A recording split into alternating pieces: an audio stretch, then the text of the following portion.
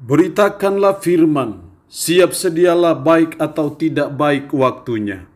Shalom, puji Tuhan, kita bersyukur bisa berjumpa lagi dalam renungan harian di hari ini. Saya percaya mendengar firman itu sesuatu yang sangat penting, karena iman itu timbul dari pendengaran dan pendengaran akan firman Kristus. Mengawalinya, mari kita berdoa. Kami bersyukur dan memuji nama-Mu ya Allah di hari ini, karena Engkau berikan kami waktu dan kesempatan kembali untuk kami akan mendengarkan sebagian dari firman-Mu. Roh-Mu yang kudus, tolonglah kami, urapilah dan berkatilah kami dengan firman-Mu di hari ini. Dalam nama Tuhan Yesus Kristus kami berdoa. Amin. Nats firman Allah yang menjadi renungan kita bersama di hari ini saya ambil dari Injil Matius pasal 5 ayat 1 sampai dengan ayatnya yang keempat. Secara khusus saya akan baca ayat 3 dan ayatnya yang keempat. Berbahagialah orang yang miskin di hadapan Allah, karena merekalah yang empunya kerajaan sorga. Berbahagialah orang yang berduka cita, karena mereka akan dihibur. Demikian firman-Nya hari ini yang mengajar dan menasihati kita kebahagiaan menurut Tuhan. Seringkali ada banyak macam ragam kebahagiaan menurut berbagai sudut pandang. Dari sudut pandang manusia, tapi juga dari sudut pandang Tuhan.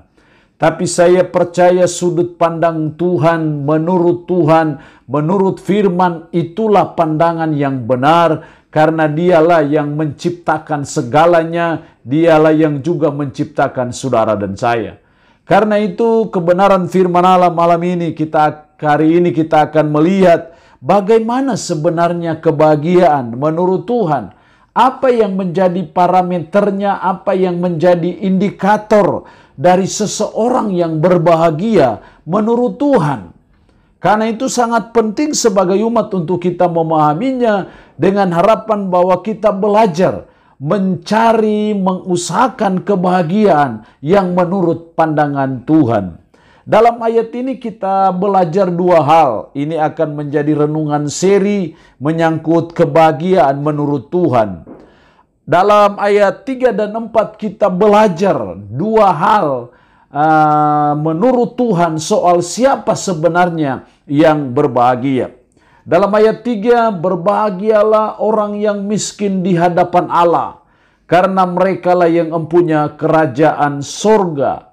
Berbahagialah orang yang miskin di hadapan Allah, tokoi en pneumati, miskin dalam roh. Karena ini miskin dalam roh berarti bukan miskin secara jasmani. Jadi orang yang berbahagia menurut Tuhan adalah orang yang miskin secara rohani, bukan secara jasmani. Orang yang miskin secara rohani itu orang yang seperti apa? Orang yang menyadari ketidakberdayaannya, keberdosaannya, dan dia percaya bahwa Allah lah yang menjadi gantungannya, Allah lah yang menjadi pegangan hidupnya, Allah lah yang menjadi sandaran hidupnya. Itulah orang yang miskin di hadapan Allah. Atau lebih gampangnya, orang yang miskin di hadapan Allah adalah orang yang hanya beriman sepenuhnya hanya kepada Allah saja. Itulah orang miskin di hadapan Allah, dan itulah orang yang berbahagia menurut Tuhan. Jadi mari kita belajar dan terus mengejar supaya kita jadi orang yang miskin dalam roh.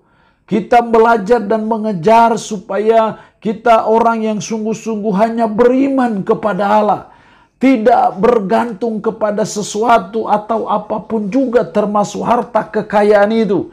Tapi kita hanya bergantung mutlak sepenuhnya kepada Allah. Kita hanya sungguh-sungguh beriman sepenuhnya kepada Allah. Maka kita dikategorikan orang yang miskin dalam roh, dan itulah orang yang berbahagia.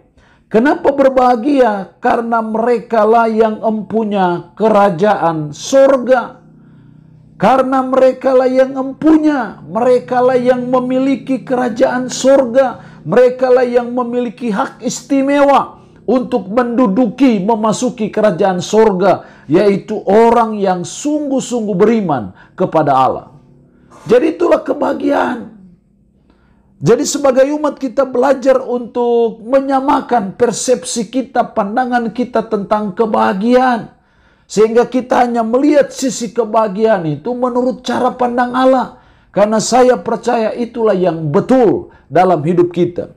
Jadi menurut kacamata Tuhan, kebahagiaan menurut Tuhan adalah orang yang sungguh-sungguh beriman sepenuhnya kepada Allah.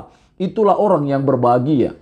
Yang kedua, siapa orang yang berbahagia menurut Tuhan? Ayat 4. Berbahagialah orang yang berduka cita, karena mereka akan dihibur. Hal yang kedua yang berbahagia menurut Tuhan adalah orang yang berduka cita. Berduka cita di sini bukan menunjuk kepada duka cita karena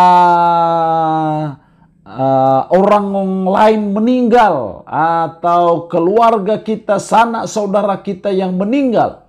Ini berduka cita bukan karena ada orang yang meninggal. Tapi yang dimaksud berduka cita di sini adalah orang yang merasa berduka karena dosa. Orang yang merasa bersedih karena dosa. Itulah orang yang berduka cita menurut ayat ini.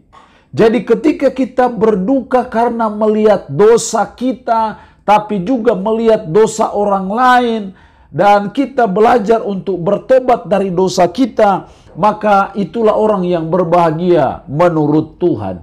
Jadi kita belajar untuk selalu berduka ketika melihat ketidakadilan, ketika melihat ketidakbenaran, ketika melihat dosa semakin merajalela, baik yang dilakukan oleh orang lain ataupun yang kita sendiri perbuat. Kita belajar untuk selalu memiliki hati yang berduka. Hati yang merasa sedih karena pelanggaran, karena dosa yang kita buat ataupun orang lain buat.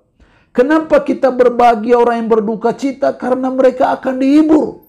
Ada penghiburan Tuhan yang spesial dan khusus kepada orang-orang yang berduka karena dosa, karena pelanggaran, karena kejahatan itu.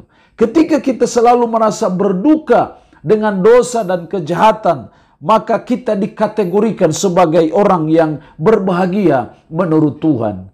Allah yang punya firman ini memberkati kita dengan firman-Nya di hari ini. Amin. Mari kita berdoa.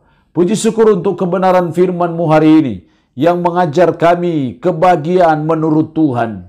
Tolong kami supaya kami menjadi orang yang bergantung mutlak sepenuhnya kepada Tuhan, beriman sungguh kepada Allah, dan tolong kami untuk kami selalu berduka cita ketika melihat dosa, ketidakadilan, ketidakbenaran. Tolonglah kami supaya kami memiliki hati yang selalu berduka. Roh-Mu yang kudus tanamkan dan meteraikan firman dalam hati dan pikiran kami. Dan sanggupkan kami untuk bisa memberlakukan firman ini dalam hidup kami sehari-hari. Hamba mohon berkat Tuhan bagi umat-Mu yang mendengarkan renungan harian di hari ini. Yang sakit, hamba berdoa dalam nama Yesus. Tuhan jamah, Tuhan sembuhkan dari sakit penyakit yang diderita. Terpujilah nama-Mu ya Allah. Dalam nama Tuhan Yesus Kristus kami berdoa. Amin. Shalom. Tuhan Yesus memberkati kita dengan firman-Nya di hari ini.